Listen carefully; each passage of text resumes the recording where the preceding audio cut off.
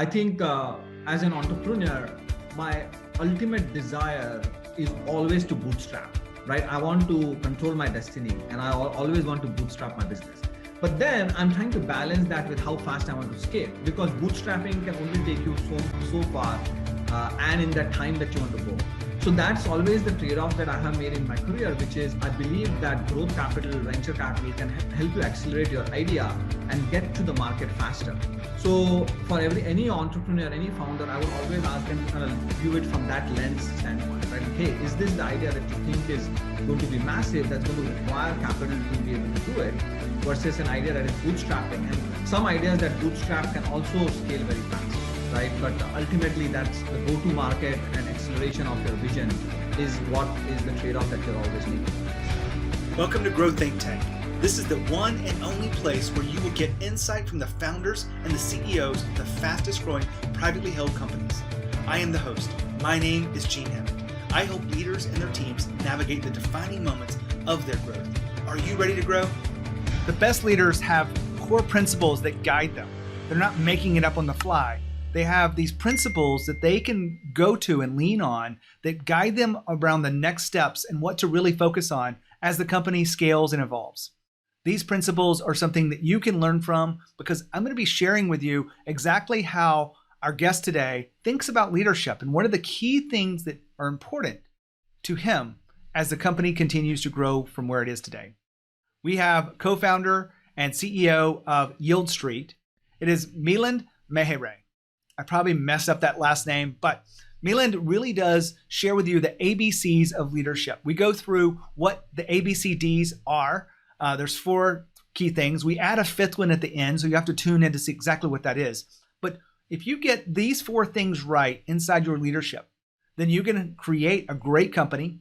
You can create innovation. You can create and scale the company beyond where it is today, but you got to get these 4 things right. I do believe that these 4 things that Milind talks about really will be critical to your own success and critical to the success of your venture.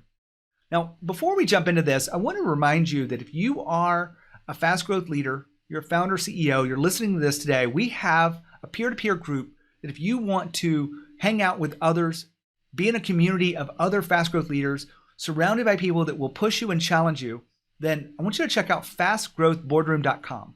Inside there is some core things around leadership that will help you evolve into the leader that you really want to be.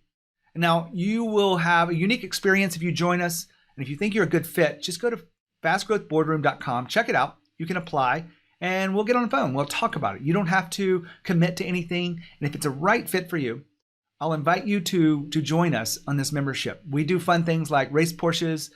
We talk about leadership and culture, but we really are centered around you being the best leader you can be. Make sure you check out fastgrowthboardroom.com. Now here's Milind.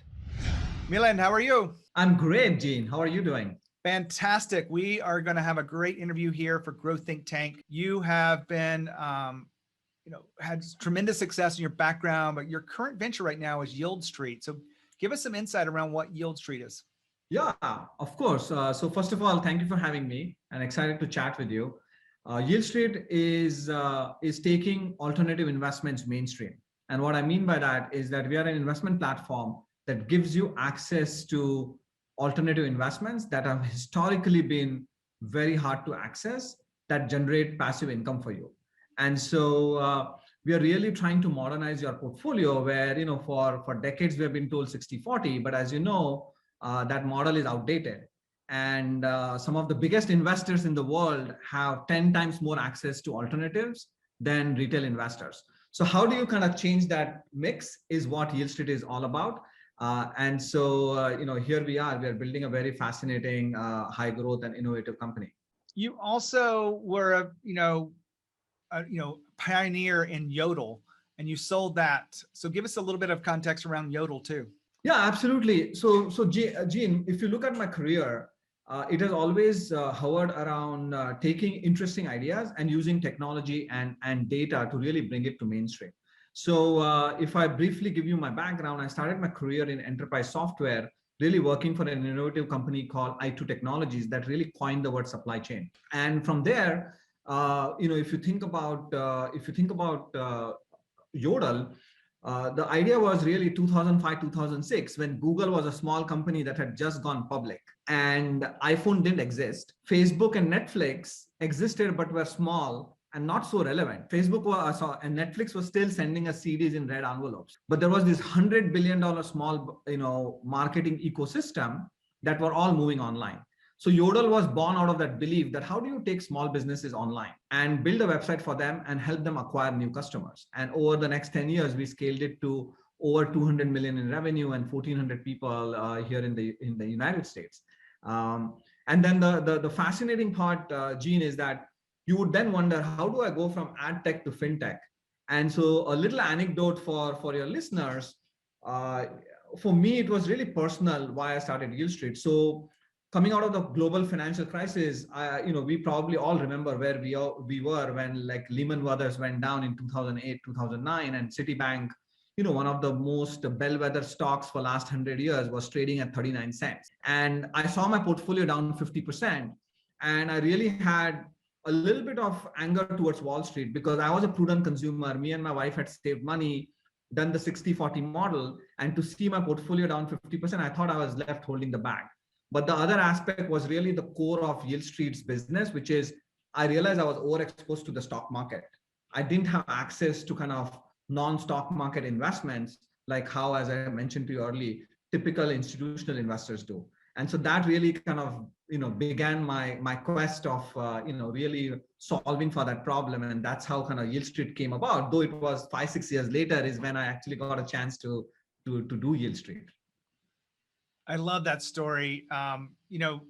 Great businesses are typically born out of some pain or, some service that you're looking for yourself. So what you've created with Yieldstreet is a perfect example. When I think about having you on the show, my team's done some research around you, and you really have put a lot of focus on you being a great leader. Why do you think leadership is so important inside of our companies, other than the obvious reasons of leadership? But what is it to you? Yeah, so for me, leadership is simply an ability to communicate the vision, what your true north is, and have a group of individuals believe in that vision.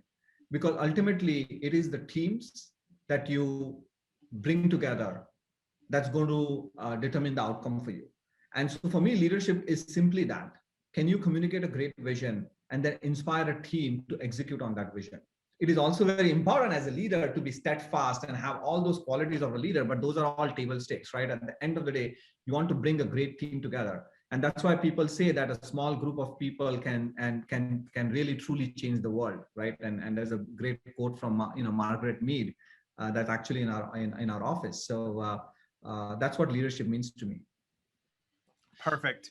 And you've got some principles that guide you in your leadership that we're going to walk through today. And, I don't know if you had this organized, maybe you do, but what I have here in my notes for my team is the ABCDs of leadership.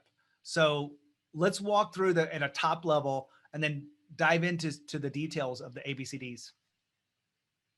Yeah. So I kind of, came up with this paradigm simply to, remember it myself, but then also guide other founders, especially in the startup early stage ecosystem. So simply what it means, ABCD really means is A means always be well capitalized. That's the core function of a founder and a CEO, to make sure that you have enough runway to execute on your idea.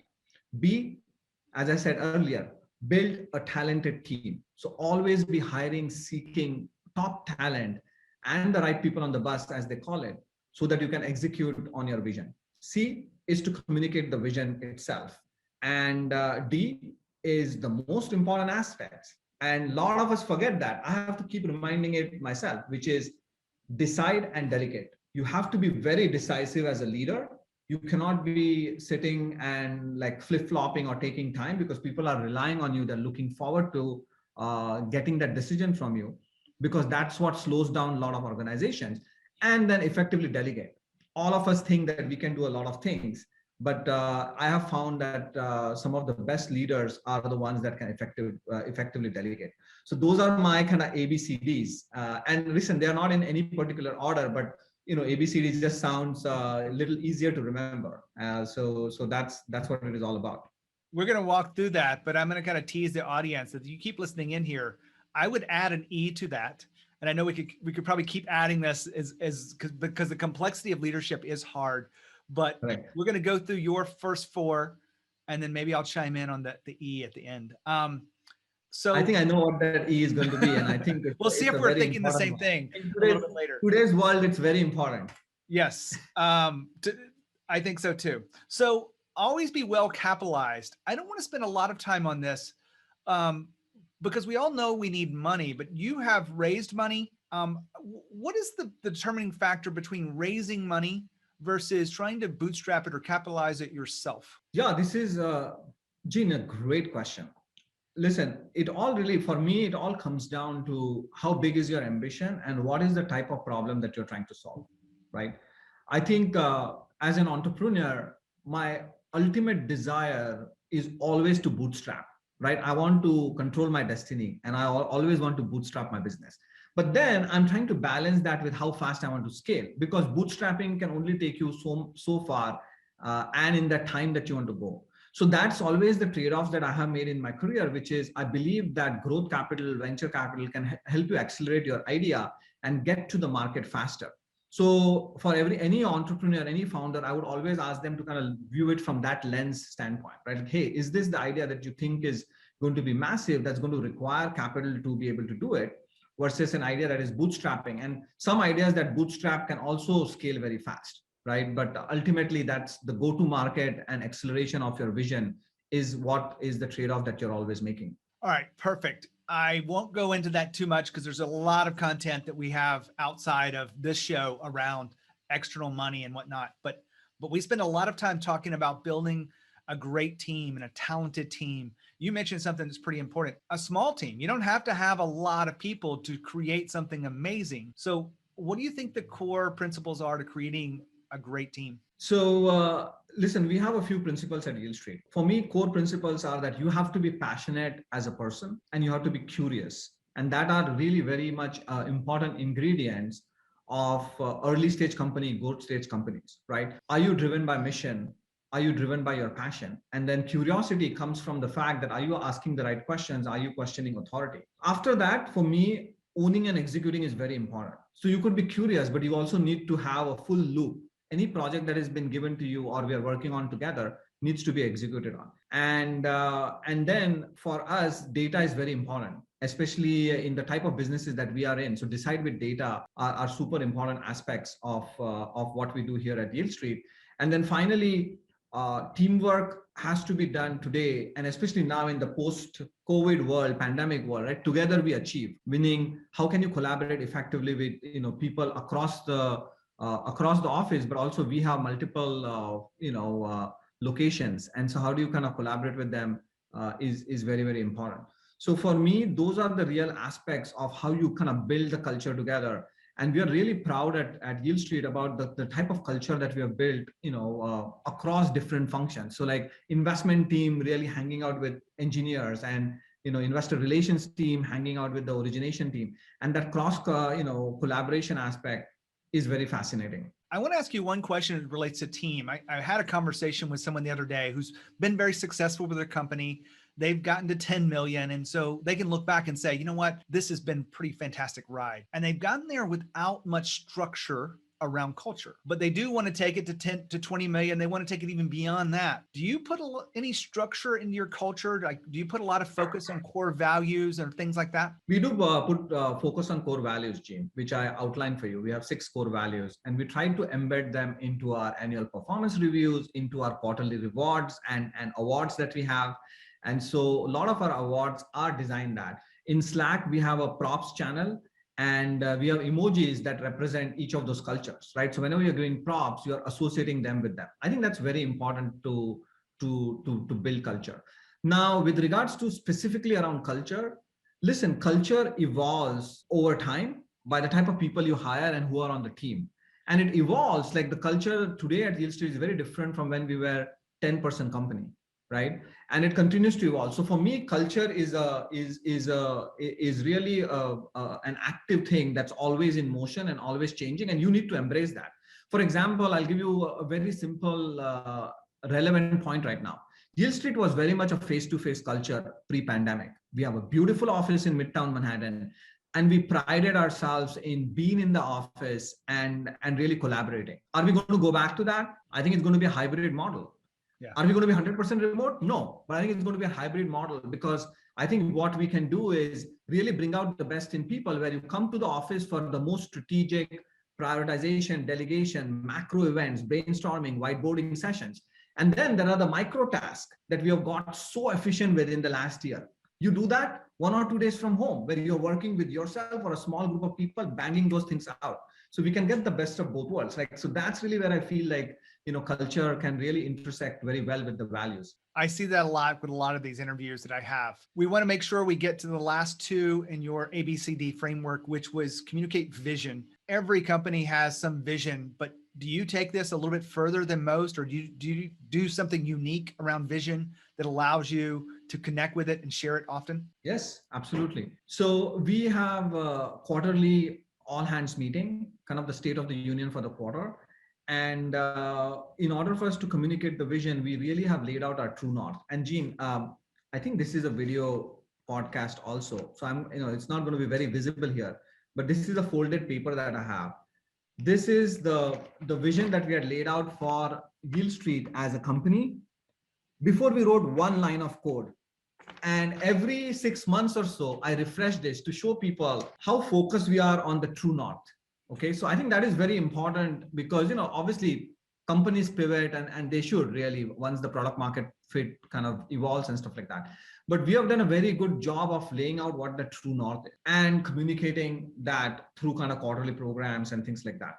The other thing we do is, I actually don't have it here, but every year we have a theme. So this is our 6th year. So guess what the theme for this year is? It's 6, SIX. What does it stand for? Scale, innovate, accelerate, SIX. And last year it was realize your next level, because we branded our company with a new brand that all investors in the company should realize their next level using Yieldstreet. And so every year in the past, we have had themes like own and execute and stuff like that, yearly themes. And so I think it's very important to have that bridge between what the team is feeling versus what's the true north and where we are taking the company to. And I think that really, the mission driven aspects really brings out the best in people and really brings out the best in teams as they execute, as we all execute together on that specific mission. Milind just said something really powerful about culture evolving. I've had this discussion many times with leaders. Why can't the culture just stay the same as we grow and get bigger? The main reason behind it is because as your company gets bigger, it gets harder to communicate the way you used to. So you have to figure out different ways. For example, if your company is at 10 employees, then you can easily get together and go out to have lunch together. It takes no special effort.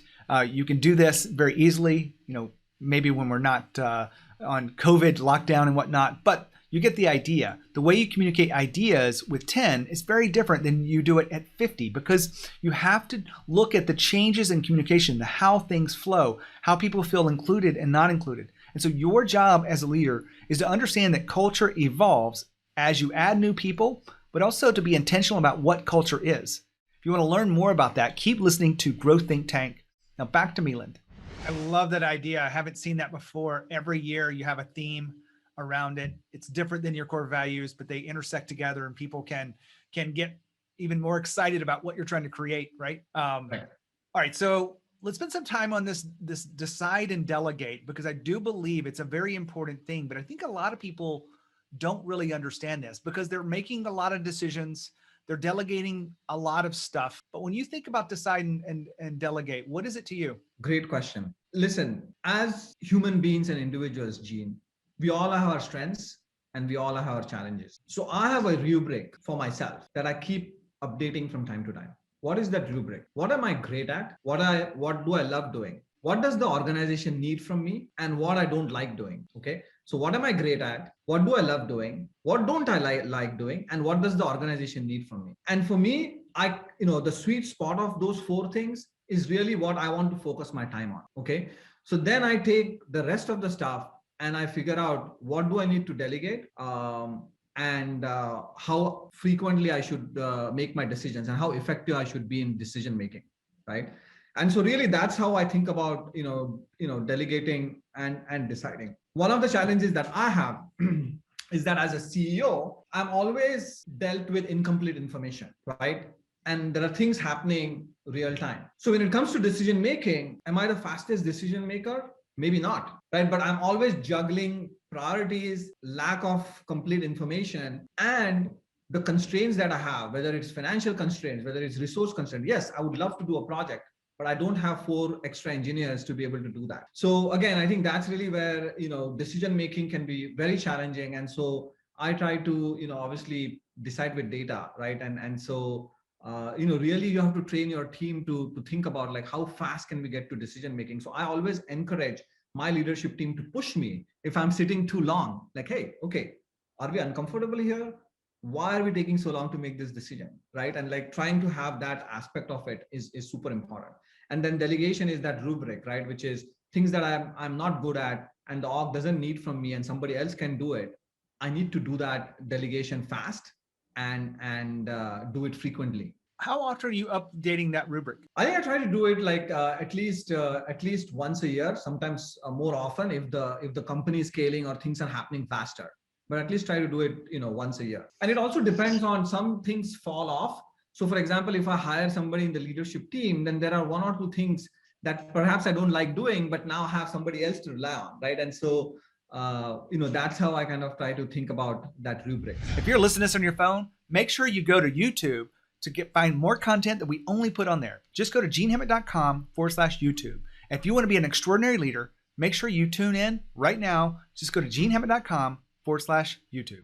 I want to recap here. We've gone through the ABCDs. We've gone through always be well get a little tongue tied there. Always be well capitalized, which means having money, making sure that the company's not lacking for resources for the future plans. We also want to make sure that you're building a great team and all the things that go with that.